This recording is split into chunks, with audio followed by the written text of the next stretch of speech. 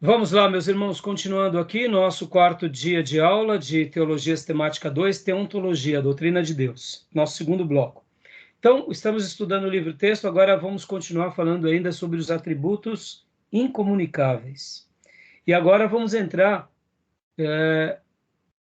na parte B, atributos incomunicáveis de Deus, a independência. Vamos lá?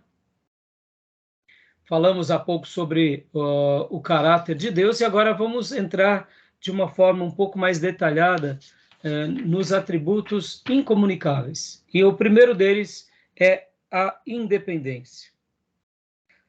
Eu escrevi a seguinte frase: somente Deus é independente. No entanto, viver de forma. No entanto, ele escolheu viver de forma interdependente. Olha que interessante.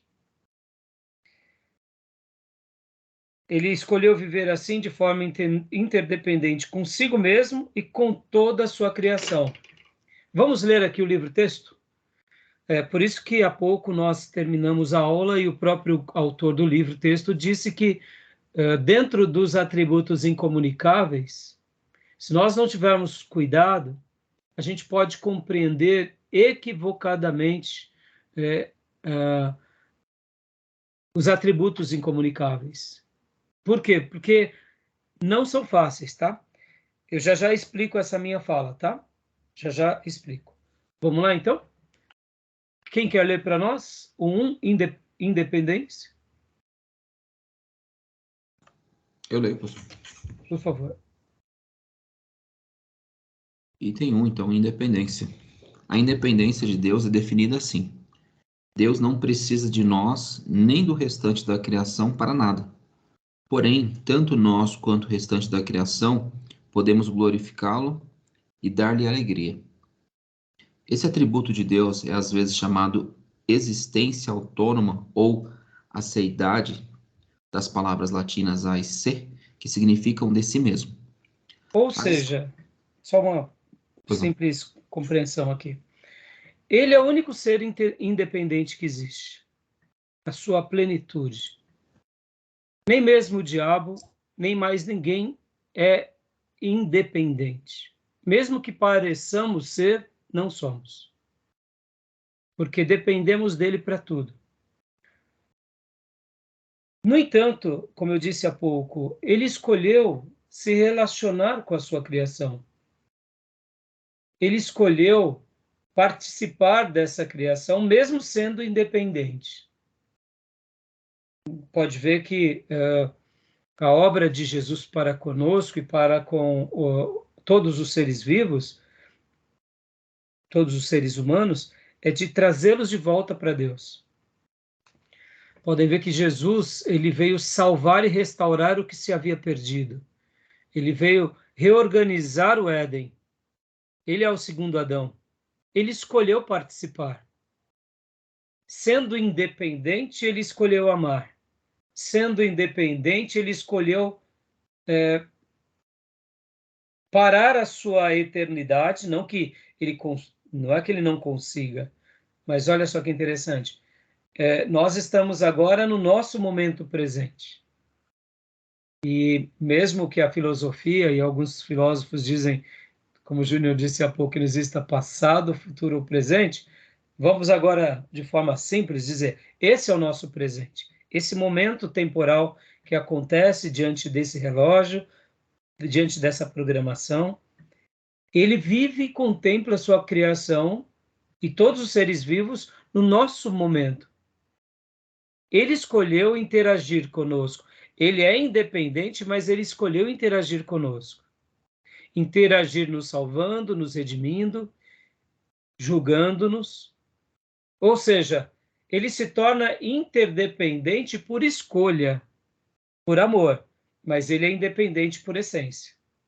Então é muito interessante esse atributo incomunicável. Percebam que o que o liga ao nosso tempo e o que nos liga a ele e ele a nós é o amor dele para conosco e o amor dele para com a criação. Então, esse atributo incomunicável é muito interessante, né? Querem fazer algum comentário?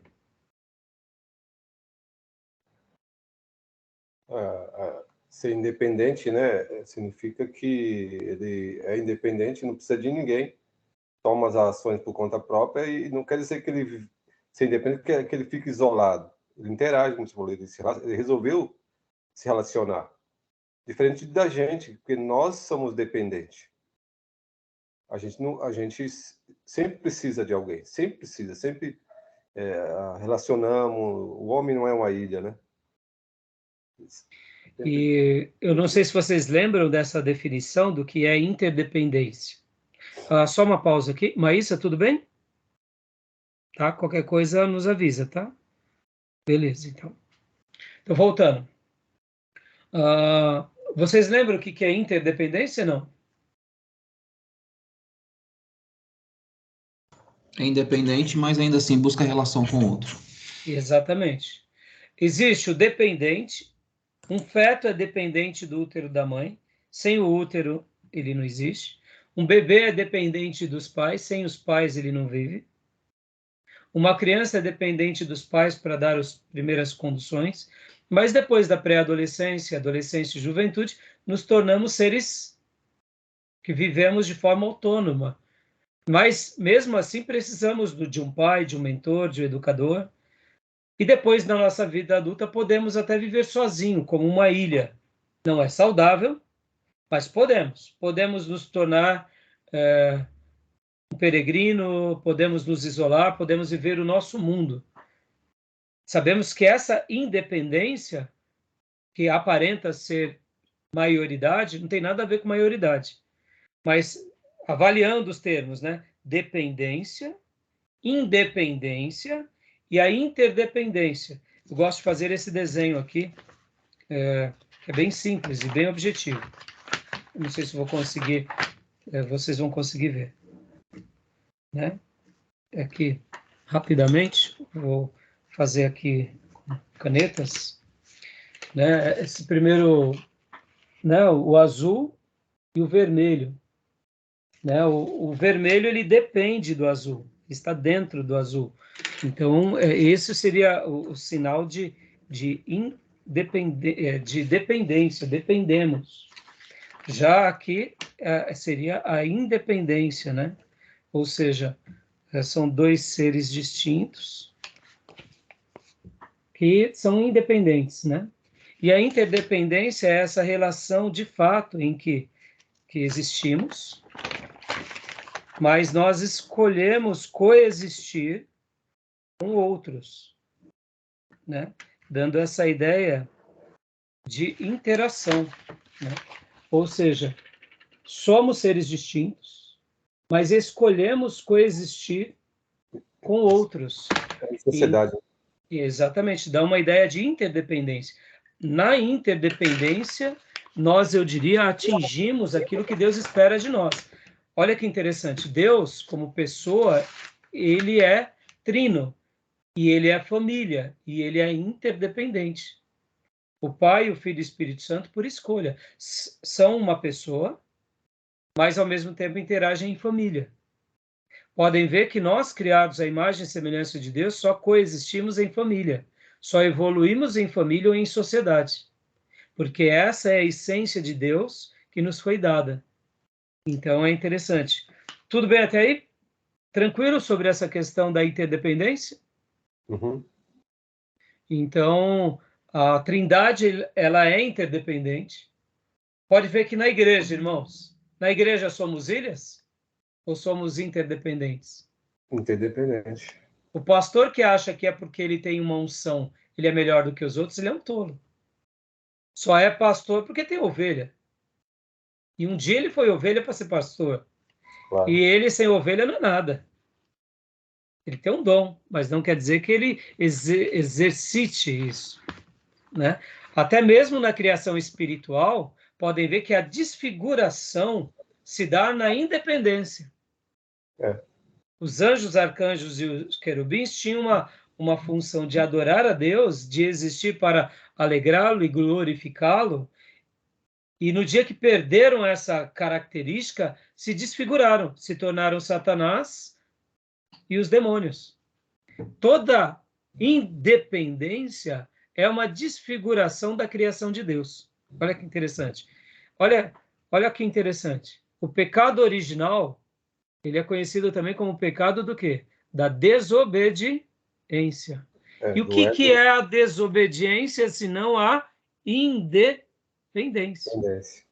Interessante, né? Por isso que Deus disse, o homem disse independência, Deus falou morte. Independência ou morte. O homem falou independência e falou morte. Ô, Júnior, dá para... Gostei, viu? Legal essa ideia. Tá bom? Vamos lá, 2.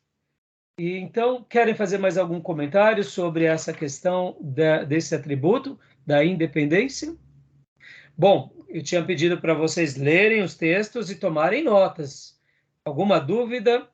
Da página 109 até a página 110, até a página 111? Ele vai falar muito sobre isso. Olha que interessante, Deus é o único ser independente, nós não somos. De Deus somos totalmente dependentes, do reino somos interdependentes, né? Então, assim, e a gente só tem sentido viver se vivemos para Deus, né? Beleza? Segunda característica dos atributos incomunicáveis: imutabilidade. Imutabilidade. Vamos lá? Vamos ler? Quem quer ler para nós? 2. Imutabilidade. Posso continuar lendo, pastor? Pode continuar, pastor. Então vamos lá. Imutabilidade. Podemos definir a imutabilidade de Deus assim: Deus é imutável no seu ser, nas suas perfeições, nos seus propósitos e nas suas promessas. Porém, Deus age e sente emoções e age e sente de modos diversos diante de situações diferentes. Esse atributo de Deus é também chamado de inalterabilidade. Assim como a independência, irmãos, é um pouco mais fácil de compreendermos. Concorda? Com as suas devidas proporções, né? Porque é muito difícil compreendermos, mas nas suas devidas proporções. Agora, a imutabilidade já é um pouco mais, eu diria, talvez é um pouco mais difícil de entendermos a imutabilidade, porque quando Deus ele se relaciona, ou pelo menos ele pratica aqueles sentimentos humanos, aquelas características humanas, ele se revela a nós como uma pessoa que que tem sentimentos, aí fica mais difícil de entender a imutabilidade, porque a gente vai pôr nele as características humanas. E o que isso nos lembra, irmãos? Que tipo de panteão era assim, em que os deuses tinham paixões humanas? Os gregos lá, né? Os gregos. Que a ideia é que agia de acordo com a gente. Eles eram seres poderosos, mas né, passionais. E a ideia também aí errada, né, de que a gente tem a ideia errada de que imutável é o seguinte, inativo, e não é. Perfeito, Júnior. Parabéns. Imutável não é ser inativo. E, ao mesmo tempo, essa imutabilidade, quando a gente tenta desassociar esse lado do panteão grego-romano, que é necessário, mas, ao mesmo tempo, esse lado está na gente, porque, em alguns momentos da revelação, ele se apresenta como um Deus passional. Pode ver, Deus ele é passional. O que é passional, irmãos? Dotado de sentimentos. Patos, sentimentos. Antipático é aquele que não tem sentimento. Então, pode ver, muitas vezes a gente vê essas expressões, né? Uma pessoa repleta de compaixão, ela é repleta do quê? Dessas afeições. Deus é assim. Né? A empatia, né? A apatia, a antipatia. Então pode ver que Deus, ele é passional. Ele escolhe se revelar como um Deus passional. Mesmo que a sua passionalidade seja perfeita. Aí que está o problema. A gente faz uma associação da passionalidade de Deus como a nossa, e não é. Por exemplo, quer ver uma coisa que muitas pessoas perguntam para nós? Pastor, mas como eu vou viver em paz na eternidade, sabendo que o meu marido foi para o inferno? Eu vou ficar lá eternamente sofrendo. Porque nós colocamos o nosso sentimento passível de questionamento e imaginamos a eternidade perfeita com um sentimento imperfeito. Agora, ora, quem sofre mais? Nós de termos um parente no inferno ou Deus de ter um filho no inferno? Ué, por que Deus não sofre? Não, ele já sofreu na cruz.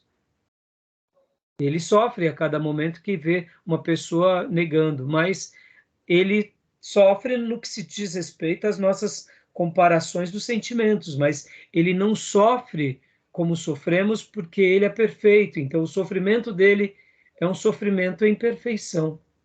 A gente não vai compreender no que é isso. Mas é legal pensar sobre isso, né? Tá? Então, a imutabilidade é um pouco mais difícil. Vamos ler mais um pouco sobre a imutabilidade. Pastor Johnny, leia para nós aqui o A, evidências nas Escrituras. Joia. No Salmo 102, encontramos um contraste entre coisas que podemos julgar permanentes, como a terra ou os céus, de um lado, e Deus, do outro. Diz o salmista: em tempos remotos lançaste os fundamentos da terra, e os céus são obra das tuas mãos. Eles perecerão, mas tu permaneces.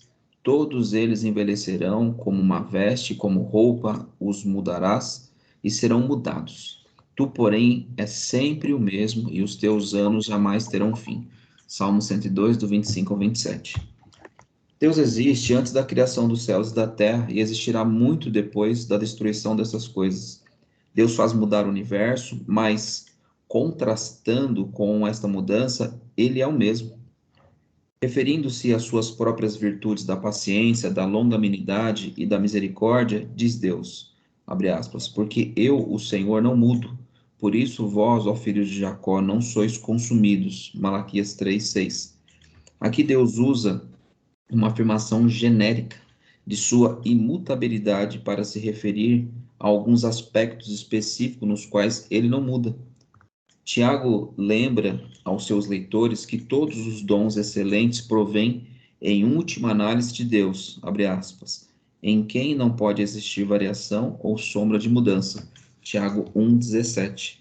Seu argumento é que, como os dons excelentes sempre vieram de Deus, podemos estar seguros de que somente dons excelentes virão dele no futuro, pois o seu caráter jamais muda, nem sequer em grau mínimo. A definição dada acima especifica que Deus é imutável, não de todos os modos que possamos imaginar, mas somente nos aspectos que as próprias Escrituras o afirmam. As passagens bíblicas já citadas referem-se ou ao próprio ser divino ou a algum atributo do seu caráter. Disso podemos concluir que Deus é imutável, pelo menos com respeito ao seu ser e com respeito às suas perfeições. Ou seja, os seus atributos ou os vários aspectos do seu caráter. Dá uma pausa até aqui, pastor, por favor. Vai. Agora, deixa eu fazer aqui uma pergunta. Não é uma pergunta de retórica, mas é para poder aguçar um pouco os sentidos de vocês. Deus é imutável. Até aí tudo bem. Seu caráter, seus propósitos.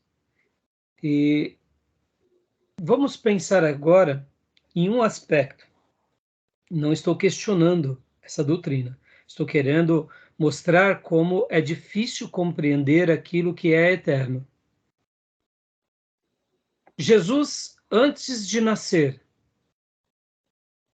vamos imaginar agora o Deus Trino antes da aparição de Jesus aqui na Terra. Então, o Deus Trino já existia, como Pai, como Filho, como Espírito Santo. pessoa de Deus. Veio o nascimento de Jesus. Ele encarna como ser humano, torna-se o segundo Adão, redime todo o universo pelo seu poder e pelo seu sangue, e agora ressuscita e é elevado ao Pai. E ele está agora à destra do Pai, com o corpo glorificado. E assim ele permanece desde aquele dia que ele se ascendeu aos céus. Pode ver que o primeiro mártir, que é Estevão, viu Jesus à destra do Pai. Ou seja, Jesus está à destra do Pai. Não mais como era antes do seu nascimento, mas agora com o corpo glorificado. E agora eu te pergunto, Jesus mudou fisicamente, ou pelo menos na sua composição espiritual, houve alguma alteração? Estou falando do Deus antes do nascimento, Deus Trino, e o Deus Trino depois do nascimento de Jesus, morte e ressurreição. Acho que não. Ele não muda, não. Vamos lá. A Bíblia vai falar, Pedro vai falar, né, que ele foi crucificado antes da fundação do mundo. Bom, se ele foi crucificado, acho que um ponto que fortalece essa ideia é que ele é o mesmo. Acho que E aí, não Gil, Maísa, Cleusi, pode falar, Gil. Acho que não muda. Acho que não. Não é imutável, né? A ideia que a gente tem que ter de imutabilidade é o seguinte: a gente usa a imutabilidade em relação a Deus com a perspectiva do tempo. A gente olha assim e fala, fulano é ultrapassado. Então, essa ideia é de alguém que ficou para trás, que a gente usa o tempo. E Deus é imutável porque o progresso está em Deus sempre. Por isso que é imutável. Porque para ele não tem tempo. Então, Né? E o Jesus também não muda. Então, você vê como é difícil de compreender as questões dos dos atributos incomunicáveis. Porque, partindo do nosso pressuposto, da nossa ótica aqui humana, quando a Bíblia vai falar e vai dar essas pinceladas sobre a imutabilidade, está falando mais sobre com relação ao quê? Aos seus propósitos. O fato de Deus criar o universo e agora coexistir com esse universo, não altera a sua pessoa. Sim, acho que não. Não altera, só manifesta o seu poder. A gente vai chegar já nas aulas seguintes, principalmente quando a gente for falar da criação. Deus, ele cria todas as coisas, ele cria do nada. Então, a pessoa dele continua sendo imutável, mesmo agora ele atuando em todo o cosmos. No momento em que ele morre na cruz, ressuscita por nós, e ele se permite agora ter um corpo glorificado, porque agora a gente nota o seguinte, que alguma faceta do caráter de Deus foi alterado, não como negação, mas como acréscimo. O corpo glorificado de Jesus, na realidade, autentica a nossa redenção. Mesmo sabendo que ele tinha sido morto antes da fundação do mundo. Porque aí onde entra, por isso que eu falo para vocês que é muito difícil de enxergar os atributos incomunicáveis. Porque Deus é tão grande, ele é tão excelso, que até aquilo que ele revela parte do que ele é, e a gente compreende parte. E aqui eu estou arrazoando com vocês isso para dizer o seguinte, se houve uma mudança, eu particularmente, não estou negando a imutabilidade, tá? Porque como o próprio pastor Johnny leu há pouco, né? As questões da imutabilidade têm a ver não só com uma questão pura e simples da imutabilidade, mas no sentido mais amplo da questão, falando sobre essa questão de que ele não muda como intenção, ele não muda como propósito, ele não muda como foco. O fato dele ter agora, na pessoa do filho, percebam, ter tido um corpo glorificado, que poderia ser um acréscimo por livre e espontânea escolha, só mostra o seguinte: Jesus, ele mudou, aí eu vou trazer uma definição minha, tá? Ele mudou a sua natureza, ele não deixa de ser divino, ele amplia a sua divindade como uma expressão do seu amor por causa da nossa redenção. Porque no momento em que ele tem agora o corpo glorificado, não é o corpo glorificado de um Deus vaidoso que quis ter um novo corpo, mas é o corpo glorificado daquele que se redime a natureza, para poder salvar a natureza, ou seja, o gênero humano que tinha se perdido. Então, é uma alteração em amor, não como uma negação da imutabilidade, mas como uma ampliação dessa imutabilidade no plano redentivo. Porque, mesmo ele tendo sido morto antes da fundação do mundo, ele não tinha sido morto no Cronos, no tempo, no espaço. Pode ver que a queda veio no tempo e no espaço, a queda de Adão e Eva. Nós fomos concebidos em pecado. Então, Jesus se torna pecado em nosso lugar e ele agora muda sua natureza divina simplesmente para nos redimir, para nos transformar. Isso não quer dizer uma negação da imutabilidade, mas uma ampliação. Então, eu estou fazendo esse comentário porque eu particularmente acredito que Deus mudou a sua natureza, ampliando ela, e a prova dessa amplitude não é outra senão a marca do amor pelo ser humano que tinha se perdido. Porque agora, com o corpo glorificado, ele adentra aos céus e abre as portas para todos os seres humanos que creem nele entrar no céu. Então, assim, fica aqui um adendo. Eu sei que é uma discussão mais acalorada, mas não estou fazendo aqui uma negação, mas eu estou mostrando como é complicado compreender as nuances dos atributos incomunicáveis. Tá bom? Fala, Júnior, você está com a mão assim, agora tá pensando, é legal. É isso daqui, ó, podem encontrar no comentário. Uma complexidade aí, né, que emerge dessa questão aí, porque Deus, a imutabilidade de Deus, do Senhor, né, embora Jesus torne um corpo glorificado, é claro que ele dá a ideia de que ele retoma a sua originalidade. Exato, exato. É isso que eu... Porque ele está entre nós no plano material.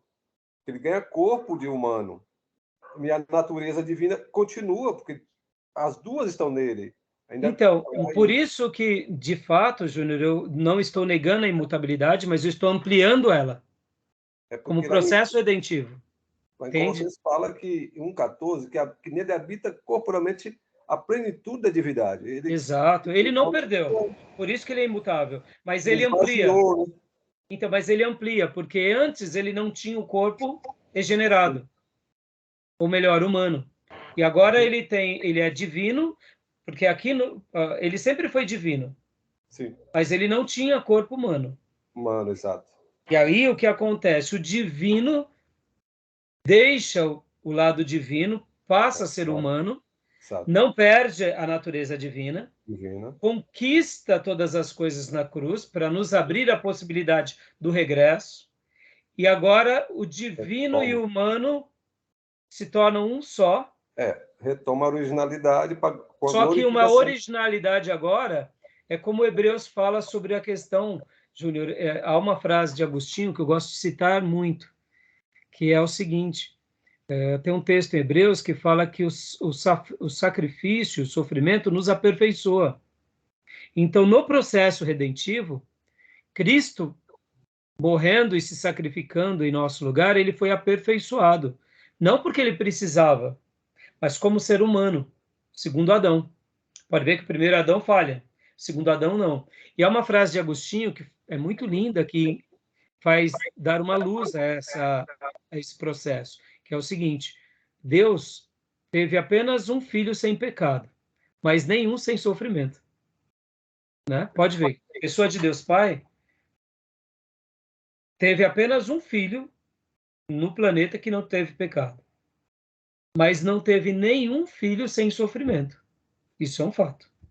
Todos os filhos sofreram, inclusive o Filho de Deus, que é Jesus. Essa frase minha aí seja defeituosa em falar que ele retoma a sua originalidade, porque ele sempre foi original, tanto humano quanto lá na glória. Na verdade, a glorificação dele a palavra não é a originalidade, é a outra que eu estou me esquecendo agora. A sua naturalidade seria, né? A natureza, né? Exato. Mas você vê, por isso que é gostoso debater esses assuntos. Que é complexo. Porque é complexo. E é isso aí. E a gente está aqui para isso. É porque a ideia que nós estamos discutindo, ela está no âmbito, a gente está discutindo metafísico, espiritual, a divindade, a natureza. E aqui é por isso que é os atributos incomunicáveis, ou seja, é o lado que não se comunica conosco. Então, por isso que se torna mais complexo. Né? Tá bom? Beleza, meus irmãos? Algum comentário, alguma coisa? Querem falar mais alguma coisa? Alguma dúvida? Todas elas? E outra coisa também, né? Ele sendo imutável também, não quer dizer que ele não possa mudar o seu método.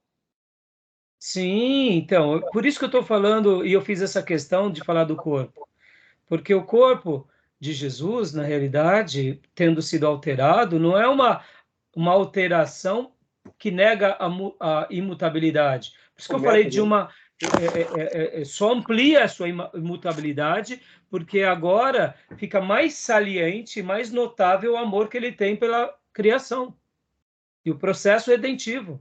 Em outras palavras, Júnior e irmãos, ver o corpo glorificado de Jesus e aquela figura do Apocalipse que João viu, aquele Jesus ressurreto, só testifica uma coisa: o Jesus ressurreto é um pendão de amor por nós.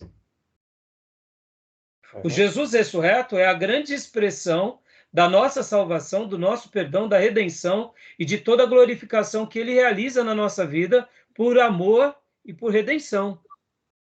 Então, ao vê-lo glorioso, é contemplá-lo na beleza daquilo que ele representa, e é somente ver que, se houve uma amplitude, essa amplitude nada mais é do que uma marca que se perpetuará por toda a eternidade do amor dele por nós. Porque ele muda a sua natureza por amor a nós, para nos salvar. E essa natureza agora de corpo glorificado e de Cristo glorificado, ressurreto e glorioso, vai se perdurar para toda a eternidade e vai ser o símbolo eterno do amor dele por nós. Aleluia. Então, né? Então você vê que, ao mesmo tempo, o lado piedoso nos faz enxergar uma doutrina e não desqualificá-la. Se fôssemos aqui, eu diria, liberais, a gente estaria talvez questionando a imutabilidade, não embelezando ela. Né? Interessante, né? Agora, pode falar. Isso não implica que Deus é totalmente engessado, né? Ele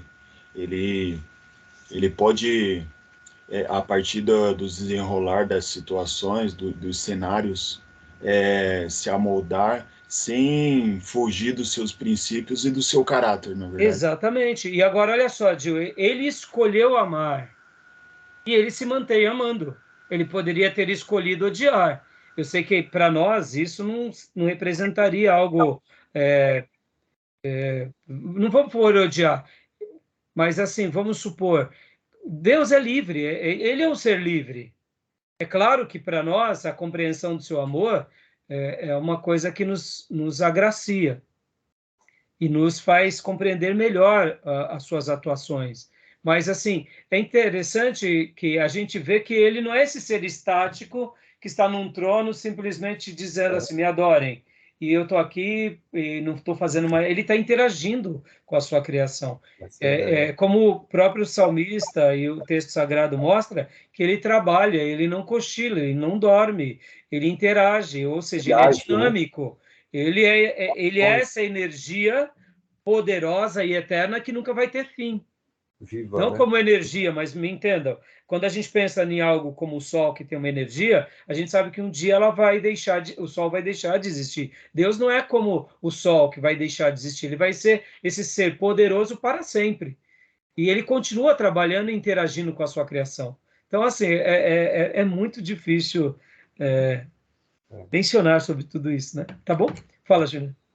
Não, é isso mesmo, é que o Gil falou aí. A ideia de que muita gente tem uma ideia errada de um Deus estático, parado. Ah, não muda. Ah, fulano não muda, fica sempre do mesmo jeito. Olha, Bonachão, né? Lá olha, na cadeirinha do vovô. ele É tá mais um ali. Papai Noel sagrado, né? Então, aquela ideia de um Deus lá que tem 50 milhões de anos, tá enferrujado, sabe? Não, Deus. É. O céu é moroso, os anjinhos tocando harpa, tudo assim, então, sonolento, né? Essa ideia é uma ideia pagã. O nosso céu, ele é dinâmico. Os nossos anjos têm espadas. Os nossos anjos descem e sobem escada. Os nossos anjos trabalham, se comunicam, voam, adoram. Ou seja, o reino divino é um reino dinâmico. Essa ideia de um reino parado não existe. Podem ver que até uma característica de liderança, irmão, olha só que interessante. Todo CEO de uma grande empresa, uma coisa que ele tenta girar, ou pelo menos fazer numa grande empresa, é o movimento. O mundo está em movimento.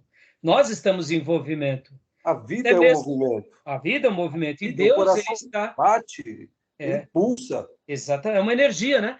Então, todo ser vivo está em movimento. A natureza está em movimento. Então, percebam que Deus, ele está em movimento. É um movimento sagrado, mas é um movimento atuante. Então, podem ver que as águas de Deus são rios de águas vivas, águas em movimento. Essa ideia desse céu estático, parado, sonolento, é mais diabólica do que qualquer outra coisa. É bom para a gente dormir só. Fúnebre. Não. É só bom para a gente dormir. Na hora de dormir, ficar contando ovelhinhas, saltando É só isso, mal demais. Beleza, meus irmãos? Vamos lá. Vamos lá, aqui. Leia para nós, pastor Johnny, aqui na página 112, o grande teólogo holandês, e esse outro parágrafo. Perfeito. O grande teólogo holandês Herman Bavinck observa que o fato de Deus ser imutável no seu ser é de máxima importância para a manutenção da distinção Criador-criatura e para a nossa adoração de Deus. A doutrina da imutabilidade de Deus é da mais alta importância para a religião. O contraste entre ser e vir a ser, assinala a diferença entre Criador e a criatura. Toda criatura está continuamente vindo a ser. É mutável, vive em constante azáfama, busca repouso e satisfação e encontra repouso em Deus, e só nele, pois só ele é puro ser e não vir a ser. Daí nas escrituras Deus ser muitas vezes chamado de a rocha. A definição... Joia. Olha só, até aí, pastor. Essa palavra azafama seria grande presa e ardor na execução de um serviço. Seria mais ou menos isso. Seria... não é muito usual, né? Não mesmo. Não é uma palavra muito usual. Agora, olha que interessante. Ele tem essa característica. Nós estamos em movimento. Lembram de algumas aulas passadas que eu falava sobre a pessoa de Deus e a palavra de Deus? Ora, assim como Deus é imutável, a palavra dele tem características dele de imutabilidade. No entanto, ela é dinâmica. Foi um processo de revelação paulatino, mas que se consolidou e se fechou. No entanto, a igreja, ela é dinâmica. Mas ela é dinâmica servindo ao ser imutável e à palavra imutável. Por isso que a palavra é inerrante. Por isso que a palavra de Deus deriva dele. Logo, nós, mesmo sendo, como o texto diz, ser e vir a ser, nós somos criatura que lembramos dele e nos ajustamos a ele, e não ele a nós. Por isso que reinterpretar a palavra dele é reinterpretar a pessoa dele. É igualar a igreja nessa semelhança de aperfeiçoamento, dizendo que Deus precisa ser aperfeiçoado, e não é. Já que ele é eterno, ele nos deixa uma palavra que tem características também de imutabilidade, porque vocês vão lembrar que um dos tópicos que nós estudamos sobre as questões das 4 características da Bíblia era a autoridade e inerrância das Escrituras. Clareza, necessidade e suficiência. pode ver que essa doutrina, que é a doutrina da imutabilidade, tem uma semelhança com a inerrância. Por isso que a igreja ela é dinâmica no que se diz respeito a você estar sendo atualizada no que se diz respeito àquilo que a gente vai aprendendo como técnicas, como evolução, como tecnologia, como aprimoramento exterior. No entanto, nós não estamos aqui evoluindo como igreja no sentido dizendo a Bíblia também precisa evoluir, porque ela deriva desse ser imutável, que é inerrante. Vocês entendem? Quando a gente tem essa clareza, muita coisa muda. Nós não tentamos mudar os critérios do eterno. Nós nos ajustamos no nosso contexto contemporâneo aos princípios do eterno. Ou seja, nas nossas novas dimensões, daquilo que aprendemos, nós vamos ajustando a partir do princípio dele que é eterno. Porque ele não precisa de adequações, porque ele é imutável, ele é inerrante. E aí, tá ficando mais claro isso? Sim. Tá dando para entender? Fala, Júnior. Dá para entender, então, que, na verdade, ele é absoluto. Exatamente. Se ele é absoluto, de uma rocha eterna, a rocha é dura, imutável, ou seja, absoluto e não relativo, porque os homens querem flexibilizar as ideias de Deus. Ele é relativo, a ideia de uma pessoa frouxa. Vamos dobrar ele, vamos flexibilizar naquilo, e aí relativiza. Não, dá um jeitinho aqui, relativiza. Eu acredito assim, a questão da imutabilidade. Deus é absoluto. Exatamente, ele é pleno, ele é completo, e esse ser absoluto e resolvido, ele simplesmente ensina ao seu povo, em qualquer contexto, para que esse povo se ajuste a ele que é eterno, e não mudar as regras dele de acordo com o tempo. Pode ver que nós, seres humanos caídos, tentamos ou negá-lo, ou alterá-lo, ou dizer, Deus, se ajuste a nós, mas sendo que toda a criação tem que se ajustar a ele. Porque lá na eternidade, quando Satanás, Lúcifer e os demônios que se rebelaram quiseram se ajustar a um culto diferente do dele, se rebelaram. E essa síndrome de rebelião está na gente o tempo todo, porque a gente tenta dizer, Deus, se ajuste a nós, e sendo que a nossa razão de existência é estar em nos ajustarmos a ele, crermos nele, dependermos dele, tá bom? Beleza, meus irmãos? Joia. Vamos agora aqui para a página 113, vamos tentar prosseguir mais um pouco mais rápido. Será que Deus às vezes muda de ideia? E aí, pergunto a vocês. Deus muda de ideia? Eu acho legal a abordagem do autor aqui, porque, partindo da premissa que Deus não muda, e de fato eu creio nisso, mas ele chega a mencionar que essa suposta mudança de Deus, na verdade, é a circunstância, né? Ele dá exemplo de pessoas que estavam lá vivendo nas suas transgressões, mas elas se arrependem dos seus pecados. E se Deus havia empregado o juízo, ele não emprega mais, porque a pessoa mudou. Então a misericórdia abunda. Exatamente. Então não é que ele muda, mas ele... E geralmente, né, pastor, pode ver que... Vamos pegar dois critérios aqui.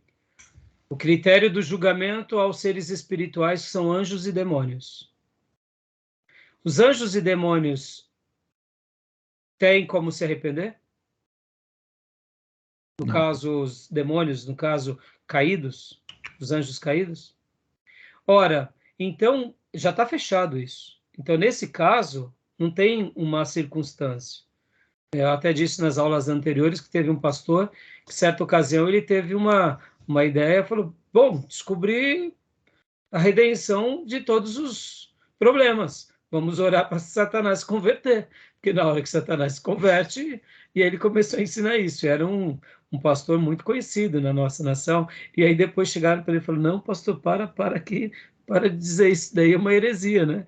Porque já está fechado esse entendimento. Agora, quando essas circunstâncias acontecem, pastor, essas circunstâncias acontecem naquilo que a gente chama do quê? De promessas incondicionais e nas promessas condicionais. Pode ver que muitas vezes Deus deixa condições, né? Ele deixa condições.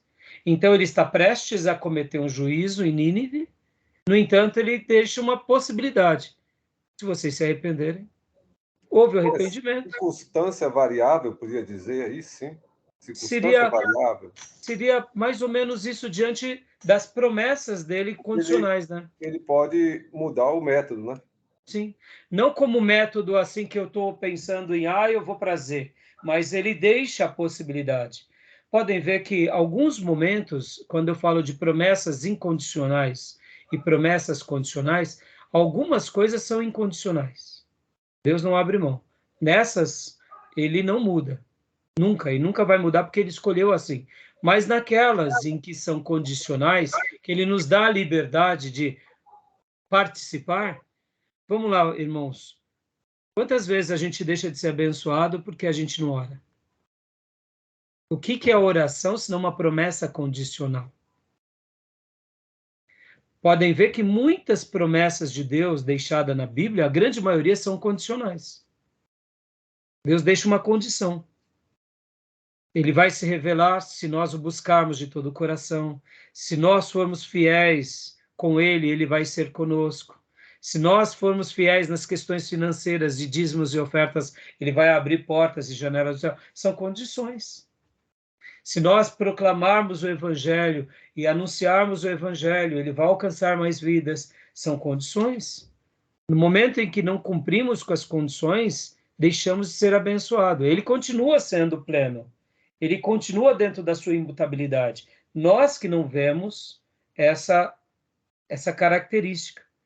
Mas ele continua sendo imutável. É que dentro dessa imutabilidade ele deixou promessas condicionais. Então é isso que você falou, pastor. Nessas circunstâncias, né? Tá bom? Beleza até aí, meus irmãos? Tudo bem? Beleza. A questão C na página 114 é a questão da impassibilidade de Deus.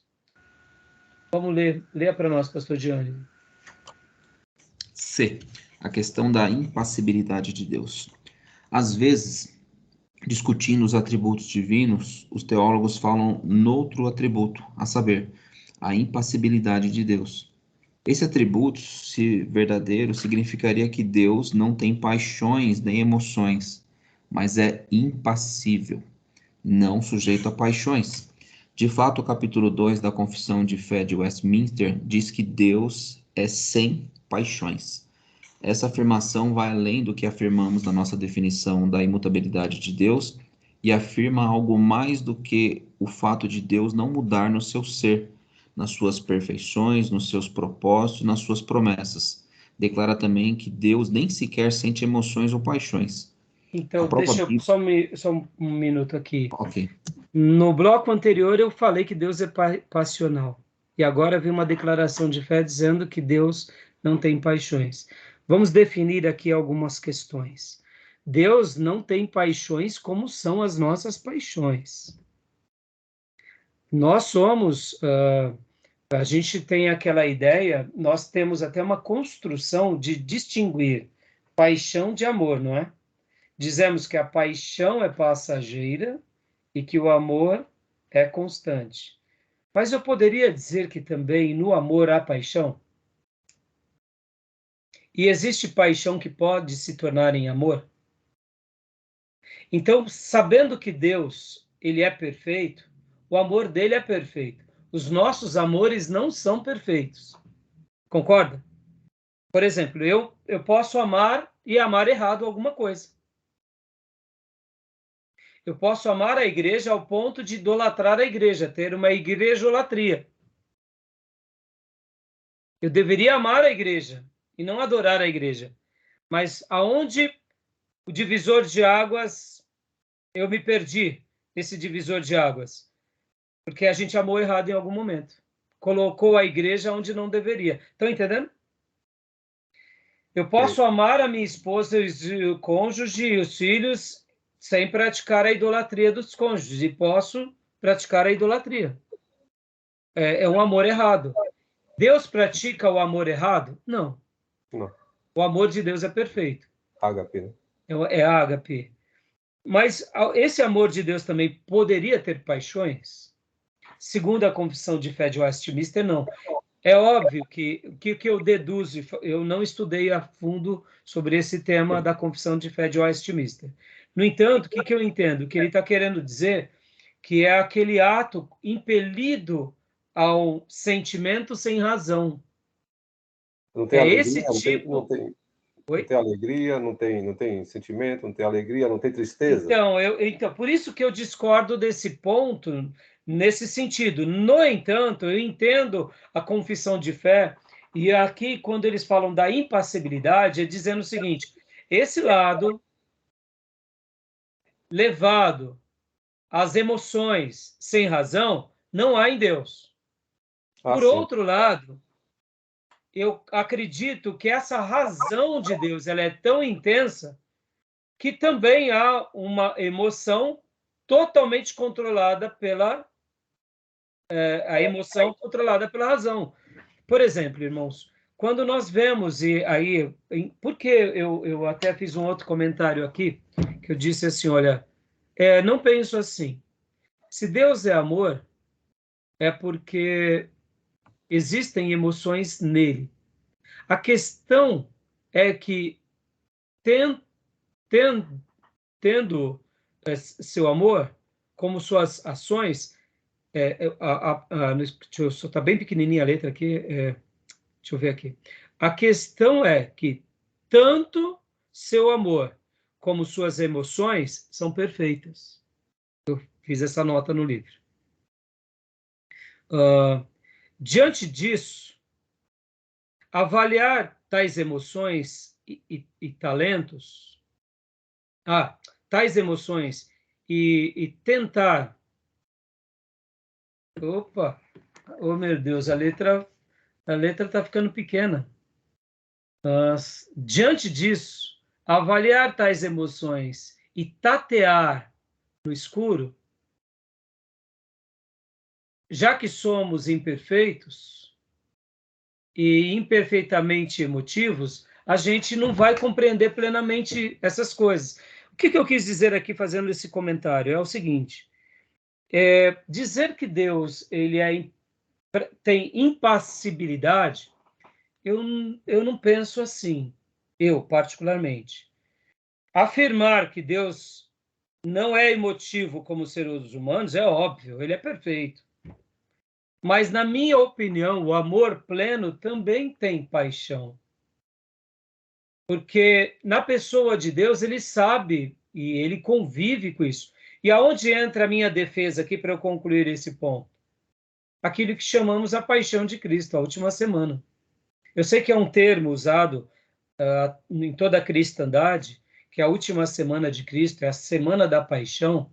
Meus irmãos, quer maior demonstração de uma paixão divina, perfeita, equilibrada do que aquela, aonde é um ato de amor apaixonado pela criatura dele, que é o ser humano, se sacrificando dia a dia, tanto o Filho, quanto o Pai, quanto o Espírito Santo por nós. Então, assim, eu não penso nessa questão da impassibilidade de Deus. Eu diria, na minha perspectiva, Deus, ele não é emotivo como nós. Ele é passional, ele é perfeito na sua passionalidade. A compaixão é um ato de passionalidade. Mas podem ver que a nossa compaixão pode ser desequilibrada. Mas a compaixão de Deus não é desequilibrada. Então, por isso que quando a gente tenta fazer uma leitura dele a partir de nós, a gente não consegue. Foi claro ou não? Compliquei. Porque a questão aí assim, a questão de misericórdia, a tradução releva a questão de que Deus tem no coração um miserável, ele tem compaixão, ele tem um miserável no coração. Deus tem ódio, porque há o pecado. Mas amor ao pecador. Exatamente. E eu acho que a questão da paixão aí, a gente... tanto o ser humano é ruim, por exemplo, a paixão do ser humano é ruim, o amor não. Mesmo o amor fraco, pobre, nosso amor. E mesmo esse amor desequilibrado, muitas vezes, que pode ver que muitas vezes a gente até ama errado. Porque a e Deus eleva. Nos torna refém, escravo do ente que estamos apaixonados. Então, escraviza. Então, a questão que pode ser levada é que Deus é amor, e não no sentido de paixão. Amor. Então, um amor perfeito, claro. Por essa razão, sabe o que eu deduzo, Júnior? Que a questão dessas confissões é mostrar mais ou menos que não são aquelas paixões carnais, sim, claro. Paixões erradas, sim. Paixões inconsequentes, né? Sim. Beleza. Que tem o sinônimo de amor, né? Sim. Por isso que... lá Oséias lá, o caso de Oséias, não é o amor ali? Sim. Oséias lá, o profeta lá, aquela mulher, olha ali. Sim. Por essa razão que eu estou fazendo esses comentários com vocês, mas agora eu vou fazer questão de pedir para o pastor Johnny ler todo esse demais texto, porque aqui ele vai dar uma explicação bem interessante. E vamos lá, pode ler para nós, pastor. A prova bíblica. Aliás, eu vou dar uma pausa, já deu tempo, para a gente abrir mais 20 minutos e encerrar o nosso bloco. Tá bom? Combinado. Tudo bem até aí, meus irmãos e irmãs? Tranquilo? Então, vou fechar aqui nossa gravação.